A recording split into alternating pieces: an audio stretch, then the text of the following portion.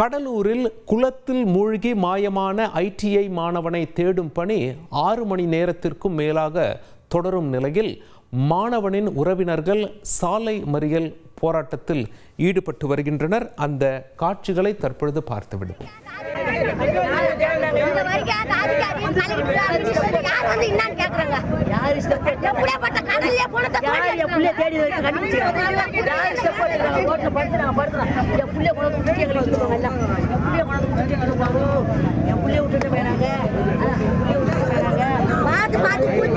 உலகத்து வார்த்தை வாங்கி